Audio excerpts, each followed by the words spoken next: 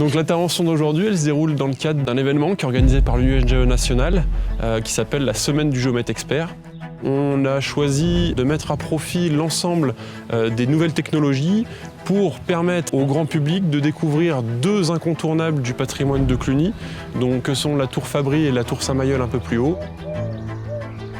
À l'origine, Cluny, c'est une villa mérovingienne carolingienne avec sa chapelle. Arrivent des moines qui sont chargés d'installer une abbaye. L'abbaye va grandir très très vite, 10e, 11e, 12e, 13e siècle, très très vite, et ça va devenir la plus grande église de la chrétienté. L'abbé de Cluny, qui était le seigneur, a voulu montrer sa puissance.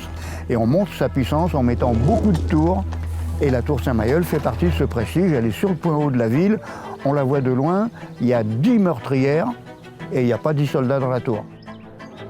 Donc la tour Fabry, elle a été construite aux alentours de 1350, donc au milieu du XIVe siècle. C'était un siècle compliqué, le siècle de la guerre de 100 ans. Et c'est la raison pour laquelle l'abbé de Fabry a rajouté cette nouvelle tour de défense dans ce contexte en fait, d'insécurité liée à la guerre de 100 ans.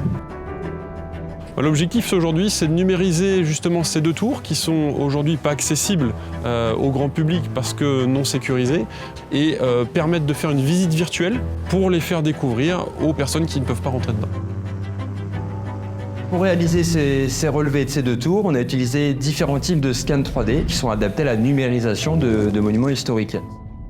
Ces types de scans sont d'abord le RTC, qui est un scan statique, c'est-à-dire un scan que l'on met sur un trépied et que l'on déplace de proche en proche. Ça permet d'avoir un scan très précis et avoir une portée suffisante, par exemple pour les toitures, pour une distance assez éloignée des remparts, etc. Et on a aussi utilisé du scan mobile qui a l'avantage d'être beaucoup plus maniable et qui va être adapté pour monter dans des combles, pour aller dans des passages étroits ou alors pour avoir des choses plus étendues. Dans le cas particulier d'ici, où on avait des environnements assez sombres, on a utilisé des kits d'éclairage Meande Technologies qui permettent d'avoir un rendu photo de meilleure qualité parce qu'en couleur réelle.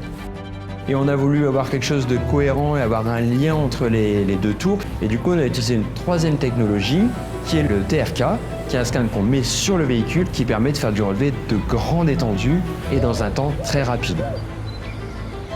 Le résultat des mesures sera rendu public à l'occasion de la Semaine du géomètre expert pour mettre à disposition de la ville de Cluny cette visite virtuelle qui permettra au plus grand nombre de pouvoir découvrir ces monuments aujourd'hui inaccessibles.